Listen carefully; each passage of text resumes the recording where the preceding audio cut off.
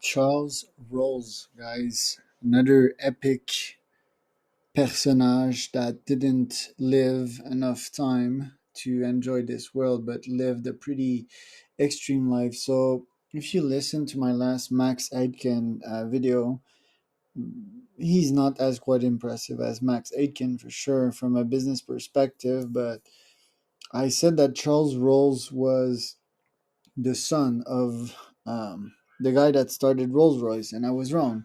Charles Rolls is actually the guy that started Rolls Royce. Max Aitken took his shirt when this guy died, and you will see why. But yeah, he's not the son of Mr. Rolls. He is actually the founder of Rolls Royce, but his parents were rich, which is why he could afford to start Rolls Royce. So that's the first fact. Very impressive man nonetheless.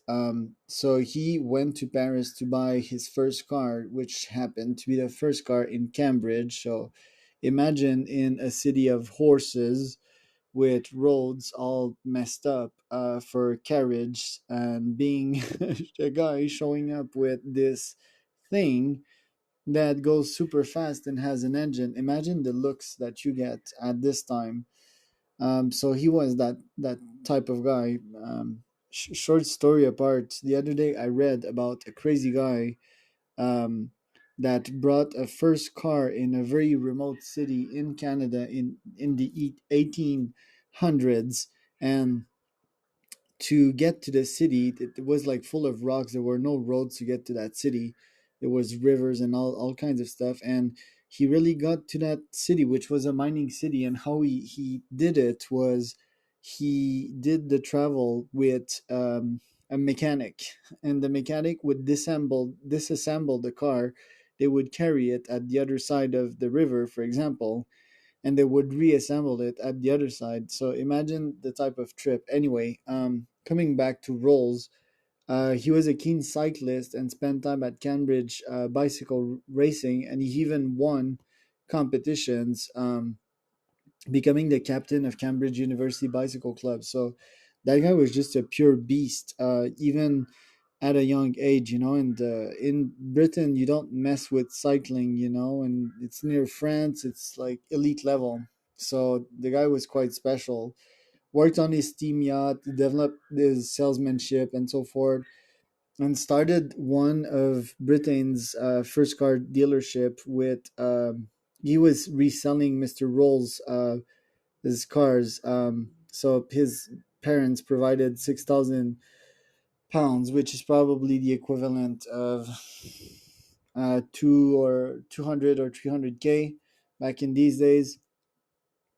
He then met up with Mr. Rose, and they decided to start a company together. Now, I just wanted to highlight that part here. The Rolls Royce that he had was 10 horsepower. Okay, and we're like, dude, 10 horsepower. My friggin' Mitsubishi Lancer was 120 horsepower. But what we forget often is the meaning of horsepower. Horsepower, like 1 horsepower is 1 horse, right? At that time, imagine having 2 horses was going quite quick. Now you had four, which was like a bit too much. You got really fast. And this guy, he came with this thing with an engine with 10 horsepower. So it was the equivalent of having 10 horses. So imagine racing in the streets and the panache that must have give him. It's quite impressive. So he basically like gave up after some time because it was probably too boring for him. Like obviously this guy was a risk taker. That is why he flew 170 times a hot air balloon 170 times. Like I'm afraid to get up once in that thing that is quite very much unstable.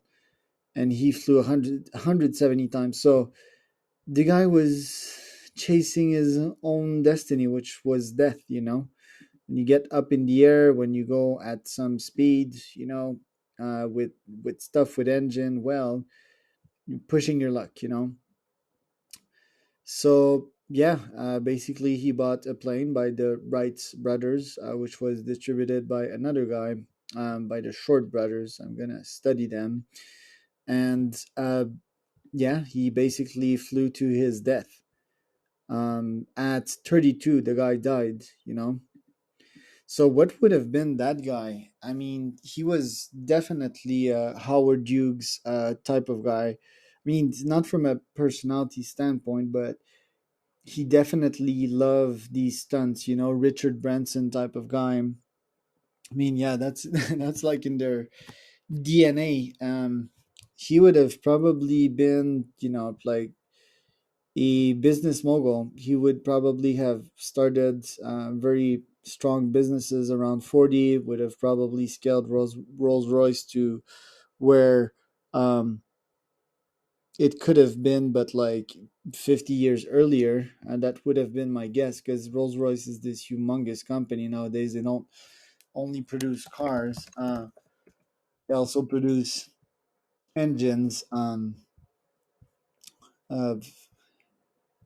plane engines. But yeah, they also produce these beautiful cars right there. So yeah, that's the history of the co-founder of Rolls Royce.